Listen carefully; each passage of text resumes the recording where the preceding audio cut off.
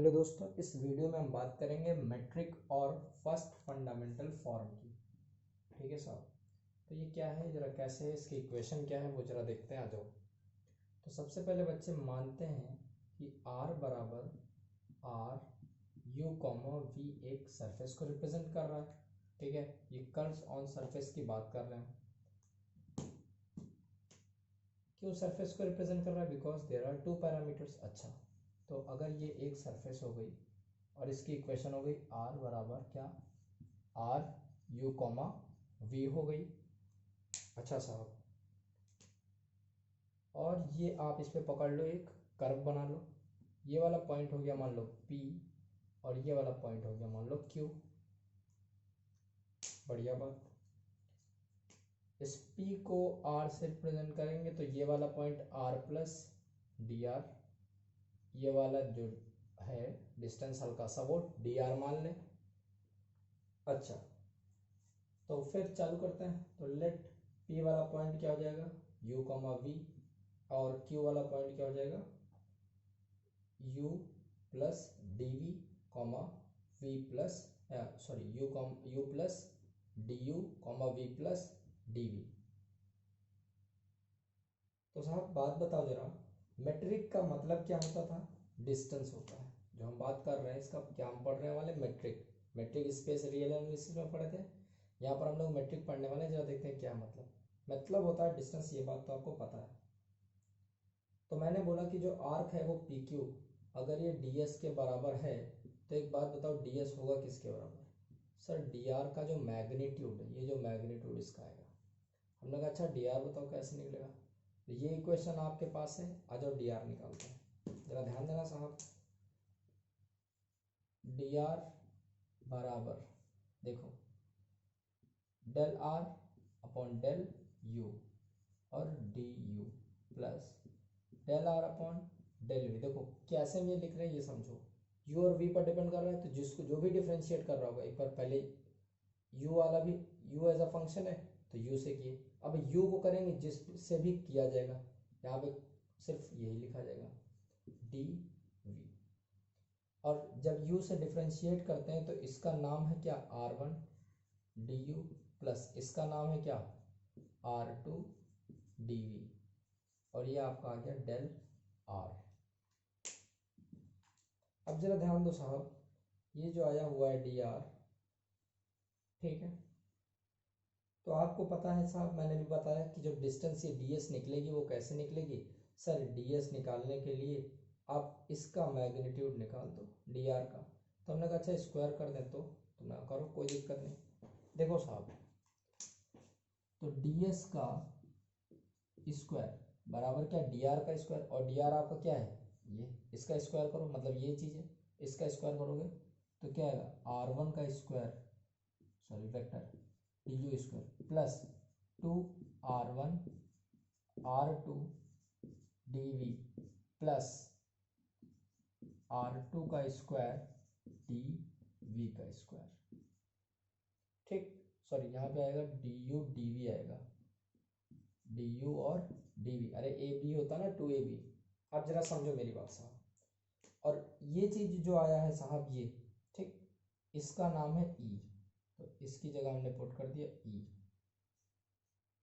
D you लिखा है, sorry D u का स्क्वायर प्लस इसकी जगह पुट कर देंगे एफ, तो ये आ गया two f d u d v plus ये है आपका जी, ये आ गया डी वी का स्क्वायर, और ये आपका आ गया डी एस स्क्वायर। अब जरा इस इक्वेशन को ध्यान से देखो, तो ये क्वाड्रेटिक इक्वेशन है साहब। ठीक, यहाँ लिख भी लो, ई क्या है, आर वन का स्क्वायर, एफ क्या है, R one dot R two, और जी क्या है, आर टू का स्क्वायर। ठीक, तो ये जो इक्वेशन आई है डिफरेंशियल फॉर्म है, दिख रहा आपको differential form d u d v का, और ये कैसी है, क्वाड्रेटिक है। तो इसको क्या बोला जाता है, मेट्रिक भी बोला जाता है, या फिर first fundamental form of the surface. ठीक है साहब, तो ये बात हो गई मेट्रिक की, इस इक्वेशन को आप दिमाग में रखना। अब एक और उसी में छोटा सा टॉपिक है कि रिलेशन बताओ, ये जरा ई एफ जी जो निकाले हो आप, इनके बीच में रिलेशन बताओ। ठीक, तो जरा देखो, हम बात क्या करने वाले हैं, relation between E F G and H. तुरंत तुम्हारे दिमाग में सवाल आया, यार ई तो हम जानते हैं क्या होता है, R1 का स्क्वायर, एफ हम जानते हैं क्या होता है, R1 डॉट R2, जी हम जानते हैं क्या होता है, R2 का स्क्वायर। एच तो आपने बताया नहीं बच्चे, एच पिछली क्लास में हमने बताया था R1 R2 क्रॉस का मैग्नीट्यूड। तो अब रिलेशनशिप कैसे निकालें, क्या सोचा जाए, तो जरा एक बात बताओ, एच बराबर क्या है, R1 क्रॉस R2 का मैग्नीट्यूड है ना, तो सीधे इसकी वैल्यू आ जाओ रखा जाए। तो जरा बात समझना, R1 क्रॉस R2 का मैग्नीट्यूड किसके बराबर होता है, R1 का मैग्नीट्यूड, R2 का मैग्नीट्यूड और sine theta. R1 dot R2 का मैग्नीट्यूड किसके बराबर होता है, R1 R2 और कॉस थीटा। अब आपको क्लियर हो गया होगा कि क्या होने वाला है, बताओ साहब, इन दोनों को स्क्वायर करके ऐड कर दो जरा, तो देखो क्या बनेगा। ठीक है, इसको स्क्वायर करें, बोलो स्क्वायर करके ऐड करना, तो ऊपर वाला ये है क्या, एच है, तो एच का स्क्वायर हो गया, ये नीचे वाला क्या लिखा हुआ बोलो, R1 स्क्वायर R2 स्क्वायर क्या होता है एफ, और इसका भी स्क्वायर कर लो मतलब एफ का स्क्वायर, प्लस इधर भी स्क्वायर करोगे, ये भी स्क्वायर करोगे, ये भी स्क्वायर करोगे, ये भी स्क्वायर करोगे, यहाँ यहाँ ये दोनों सेम है, कॉमन ले लेंगे, R1 स्क्वायर मतलब क्या ई, R2 स्क्वायर मतलब क्या जी, और कॉमन लेके अंदर क्या आएगा, sine square plus cos square, जो कि क्या होता है 1। तो आपको एक रिलेशन आ गया, E H square plus F square बराबर ई जी। ठीक है साहब, तो इन तीनों के बीच में ये रिलेशन निकल के आ गया। एक प्रॉपर्टी है, जरा उस प्रॉपर्टी को देख लेते हैं, मेट्रिक की बहुत इंपॉर्टेंट प्रॉपर्टी है, वो समझते हैं। दो प्रॉपर्टी है, तो अगली प्रॉपर्टी अगले वीडियो में, नहीं तो लेक्चर बड़ा हो जाएगा।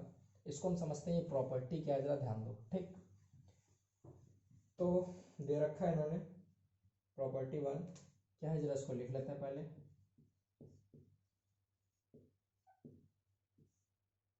The metric or the first fundamental form is a positive definite quadratic form। देखो क्या बोला है, the metric और फर्स्ट फंडामेंटल लिख रहे हैं, सीधे मेट्रिक लिखते हैं, समझ जाना। फॉर्म इज पॉजिटिव, अच्छी बात है, और क्या बोला बच्चे, डेफिनेट, ठीक है, quadratic form in d u comma d v. देखो क्वाड्रेटिक तो बताने की जरूरत ही नहीं, वो तो दिख ही रहा है। अच्छा एक चीज़ मैंने बताया नहीं, वो जरा देखो, अभी मैंने पीछे ये नहीं बताया कि जो ई होता है वो ग्रेटर देन जीरो है, जी होता है ग्रेटर देन जीरो होता है, और e g minus f square greater than zero होता है। क्यों, कहानी सुनो जरा। एच क्या होता था, ग्रेटर देन जीरो, क्यों, बिकॉज एच है क्या यार, मैग्नीट्यूड है ना R1 क्रॉस R2 का, ये तो एच क्या होगा, जीरो से बड़ा ही होगा। और एच अगर जीरो से बड़ा होगा तो हमें पता है H square plus F square किसके बराबर होता है, ई जी। तो एच स्क्वायर बराबर आएगा क्या, ई जी माइनस एफ स्क्वायर। तो ये चीज़ तो वैसे भी जीरो से बड़ी आएगी, बिकॉज इधर स्क्वायर है पॉजिटिव, तो यहाँ पे ये लिखा हुआ है, ये ग्रेटर देन जीरो। ठीक, तो वहाँ से ये सारी बातें आई। तो इस बात का याद रखना कि ये सब जो मैंने बताया इसको दिमाग में रखना, यही से हम इसको यूज़ करते हैं। और इस प्रॉपर्टी को आज जरा देखते हैं। तो बोला क्या गया साहब कि ई ग्रेटर देन जीरो है। ठीक, ले लेते हैं, since E greater than zero तो हम कुछ लिख सकते हैं, देखो देन वी कैन राइट क्या, e d u square plus 2f d u d v plus g d v का स्क्वायर बराबर 1/e। ठीक है, ध्यान देना, अगर मैं ई से डिवाइड किया हूँ तो ऊपर ई से मल्टीप्लाई किया हूँ, e square d u square plus 2f। अब सोचो यार ये चीज़ क्यों किया गया है, पहले तो ये पढ़ो, करना क्या है, दिखाना क्या है बच्चे, हमको हमको हमको ये शो करना है पॉजिटिव।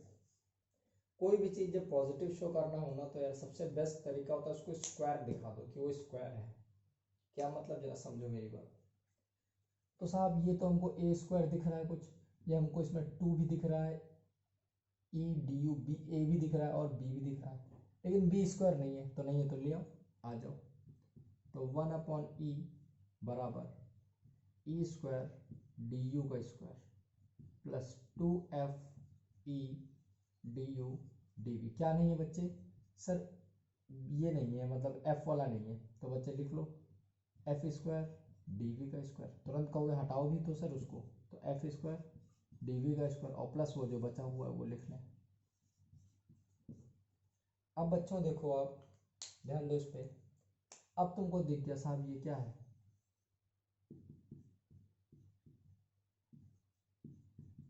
ई डी यू प्लस, ठीक है ना, एफ डी वी का होल स्क्वायर प्लस वहां पे देखो e g minus f square d v square.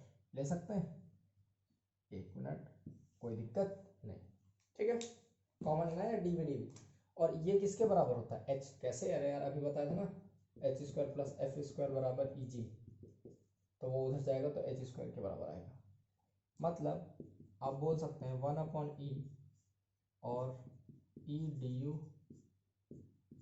Plus f d v का whole square plus h square d v square. अब जरा एक बात देखो, ये जो पूरी चीज लिखा है आपने, ये आपको क्या दिख रहा है? पॉजिटिव। ये क्या दिख रहा है? पॉजिटिव। सर जीरो भी हो सकता है, तो हम क्या बोल सकते हैं साहब कि ये always greater than equal to zero होगा।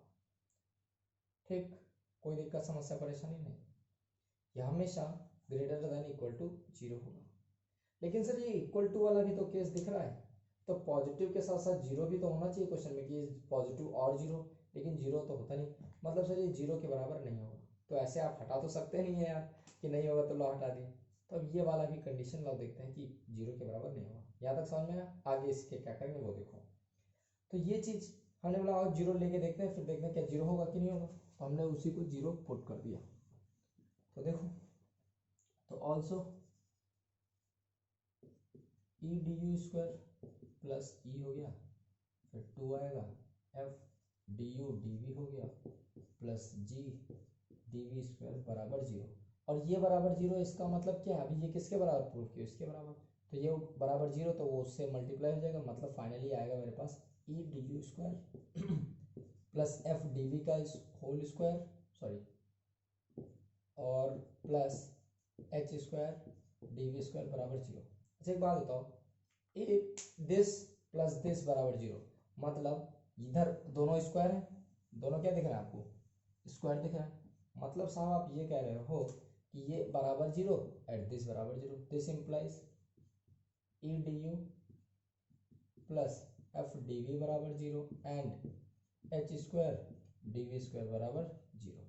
और ये तो जीरो होने से रहा, तो मतलब क्या है कि डी वी बराबर जीरो, और डी वी बराबर जीरो दिख गया, मतलब आप क्या बोलोगे? ई डी यू बराबर जीरो। ठीक, बराबर जीरो, और डी वी तो जीरो पता चल गया है। अच्छा एक और बात, हमने क्या देखा है? हमने उधर अभी क्या देखा था कि ई ग्रेटर देन जीरो था, ई जीरो से बड़ा है, तो ई तो पॉजिटिव हो गया बचा। इसका मतलब क्या है कि डी यू बराबर जीरो और क्या है? डी वी बराबर जीरो। लेकिन बच्चे ये दोनों एक साथ वैनिश नहीं कर सकते, ये दोनों एक साथ जीरो नहीं हो सकते। कौन? डी यू और डी वी।